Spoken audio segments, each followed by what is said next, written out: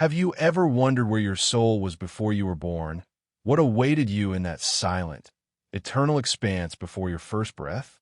Ancient wisdom across civilizations whispers that our existence didn't begin at birth. There was a pre-life realm, a place of planning, promise, and potent choice. In this video, we explore, where were you before you were born? Ancient texts finally answer it, diving into sacred manuscripts, age-old prophecies, and mystical philosophies that propose something truly astonishing. Our souls existed long before our bodies, and in that liminal space, we chose our lives. Across cultures, from the Vedic sages of India to the mystics of Tibet, the dreamers of ancient Egypt to Plato's dialogues, there are records of a realm beyond time, a spiritual workshop where souls encountered divine beings, reviewed possible lives, and even agreed to their own destinies before descending into human form. What if your deepest gifts and your most pressing challenges were deliberately selected by you beforehand? Could it be that your soul came here armed with purpose, not by accident? We'll begin with Vedic and Hindu texts, which describe the Garbhaloka and Pitraloka, realms where souls reside between incarnations. The Brihadaranyaka Upanishad speaks of souls merging with the universal self, then withdrawing to exist in a subtle body until reborn. The Bhagavad Gita even mentions that souls move between life and death as one changes clothes. But before each lifetime, it's believed souls plan what lessons to learn next, what karma to resolve. They meet spiritual guides like Chitragupta in some traditions, who remind them of what they agreed. You read that right. There are records of spiritual contracts, oaths taken before entering the womb. Then there are the Tibetan Book of the Dead teachings. While its primary purpose is guidance for the dead during the 49-day Bardo, many temples hold that the Bardo is cyclical. After death, one crosses over into the pre-birth Bardo. Here, the soul wanders in luminous states, often meeting the mother-to-be, staying close to her until conception. In some lineages, it's said the unborn child's name, gender, even talents are revealed in this visionary space.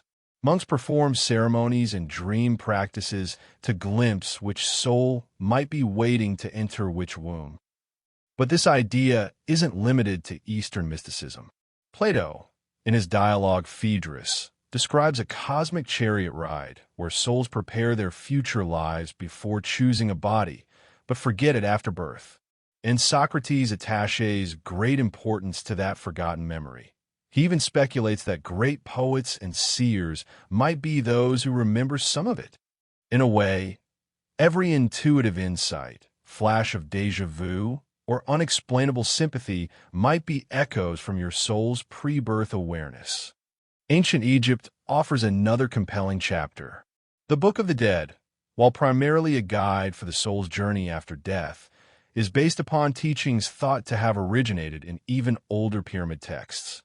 These texts mention the soul's journey through Duat, an underworld realm, and eventually rejoining cosmic lights before rebirth.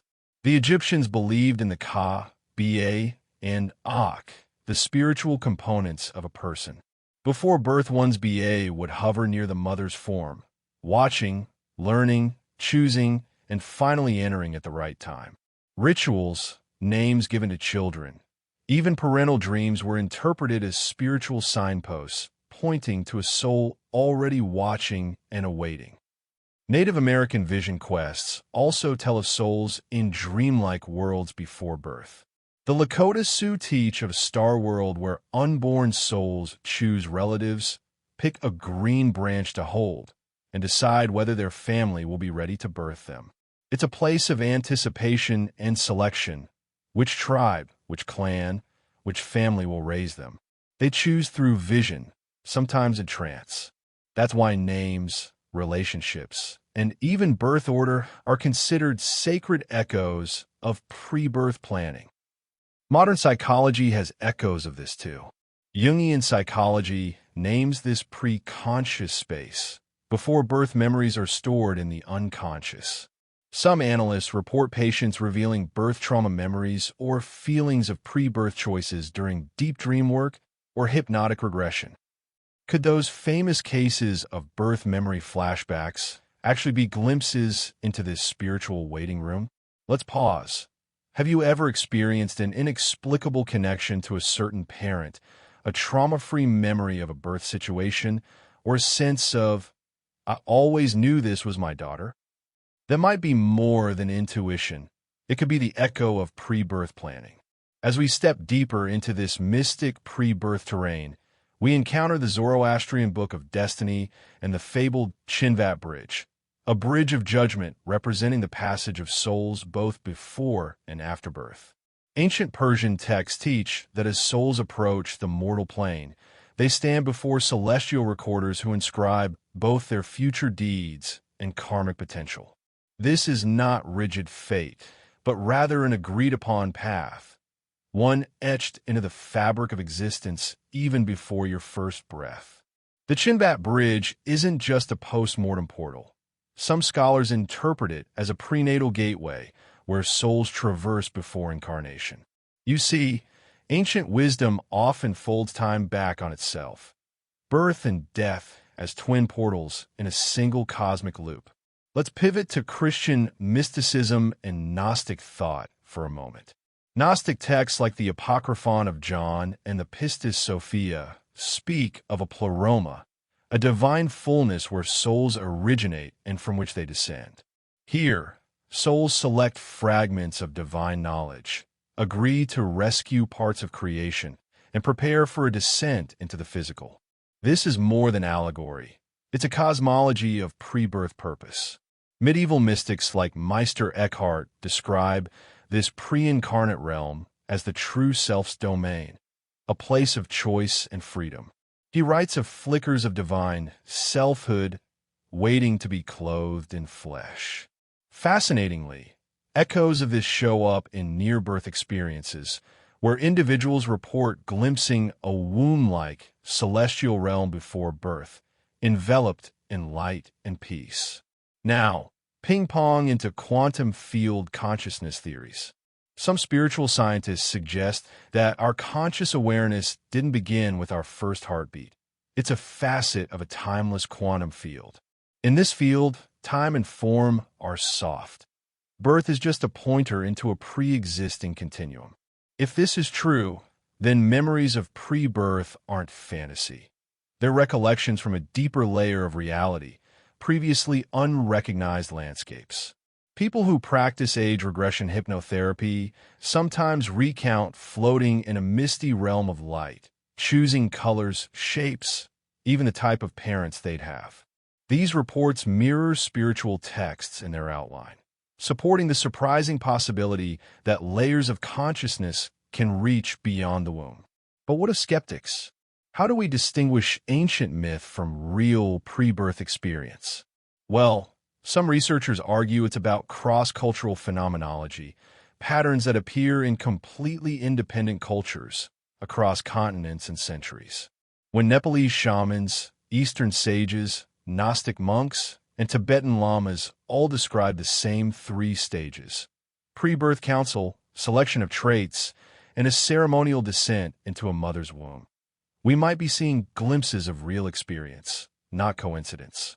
And to back this, researchers like Brian Weiss, famous for past life regression, highlight that regression hypnosis also often reveals a pre-birth stage, long before the soul re-enters its mother's body. Now, let's make this practical. If you're curious to explore your pre-birth story, here's a simple contemplative method to start. At night, before sleep, place your hand on your belly and softly ask, "Where was I before I was born?" Close your eyes. Let imagery come, colors, spaces, textures, emotions. After waking, jot down images or words. Do this nightly for a week. You may notice surprising shifts, feelings of returning, a sense of calm, or uncanny resonance with myths. This isn't about proving or explaining. It's about experiencing and relating. Another practice is dream incubation. Write a simple prompt on your nightstand. I choose to remember my pre-birth realm. Place a soft light and a quiet bell there. Before sleep, read the prompt, ring the bell, then fall asleep. In the morning, while still drowsy, ask the prompt again. Give yourself 30 seconds to speak or write whatever arises. Over time, subtle images, soft light, cosmic halls, guardians may come. Even if just symbolic, they carry meaning. This journey taps into your depth psyche, where images and archaisms resonate with your soul's core. Jung called these archetypal fields, timeless strata of shared human experience. Pre-birth imagery often evokes thresholds, bridges, gates, libraries, symbolizing both memory and choice. The images are as personal as they are universal. They reveal your soul's orientation before birth, its gifts, hopes, and healing themes. But caution is wise. This corridor of experience can also reveal shadows, feelings of unpreparedness, fear of loss, separation anxiety from leaving the pre-birth realm. These aren't hallucinations. They're emotional echoes calling for integration. Journaling helps. As these fears arise, write them down and invite them to speak. Ask, what did I leave behind? What do I need to bring forward? A week of careful dialogue can transform anxiety into insight, depth into direction. In summary, so far, so many ancient traditions, mystical experiences, regression cases, and cross-cultural reports describe a realm before birth, a place where soul and choice meet, where life's themes are sketched. Whether metaphor or memory, whether myth or magic, the resonance is profound. We return to the question, where were you before you were born? The experiences we've explored, ancient scriptures, regression patients, near-birth flashbacks, aren't just intriguing stories. They offer profound opportunities for soul integration, destiny alignment, and healing. Imagine someone, let's call her Maya, who through gentle hypnotherapy recalled floating in a soft amber light, choosing to learn courage in her next life. During her 30s, she was inexplicably drawn to overcoming fear, stepping into leadership. Suddenly, it made sense. Her soul had planned this journey beforehand. She said, "Knowing I chose this path gave me strength when I felt lost. It became my inner compass." Another story. Daniel dreamed of two doors, one bright and open, one dark but welcoming. He ignored it for months until a crisis forced a choice. The door he picked echoed the dream exactly. Realizing it wasn't random, he embraced his life's decision as a soul-level calling, even when it meant leaving a safe job.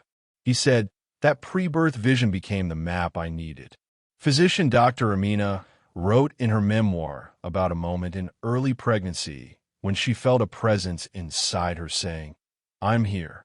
Later, she discovered that old Tibetan midwives still recognized that moment as the soul entering the womb.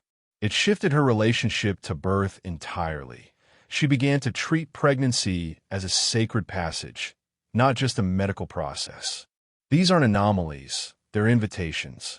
What if you carry a pre-birth mission inside you? What if the dreams, the intuition, the sudden passion are not random, but echoes of your soul's promise? How do you find your pre-birth mission and then bring it into action? Track recurring imagery and metaphors. Do you often dream of thresholds, guides, tunnels, or classrooms that aren't earthbound? These are often pre-birth templates. Notice them. Journal your resonance. Which intuitively found passions or past life feelings evoke a deep yes inside you? Those might point to your soul's plan. Ask directly. Say aloud before sleep or meditation. If I chose my life before birth, show me now. What was my promise? Record any spontaneous word or scene that arises. Act on it. If your pre-birth memory included life, lessons with forgiveness, or art or helping others, start small. Paint Forgive Guide. Treat each step as aligning with your soul update. These aren't rigid rules, they're mindful invitations. Sacred co-creation between your current self and your pre-birth self. Now the curveball. What if you forget? What if the pulling voice won't come? Then love becomes the key. Love for others, self, learning. These are the universal clues scattered across our life tapes. They function as breadcrumbs leading you home.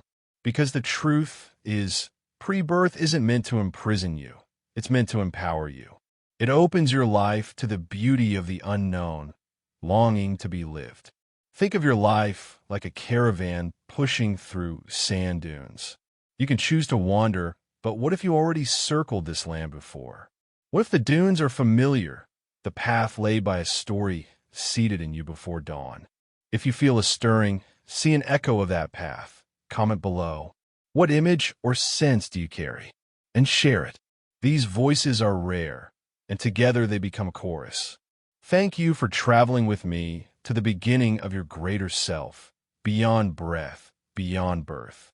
If this resonated, explore more videos on ancient mindscapes, soul purpose, and sacred memory. Subscribe for more journeys between incarnation and insight. Until next time, may your inner compass point true, and may every breath reveal the echo of who you truly are.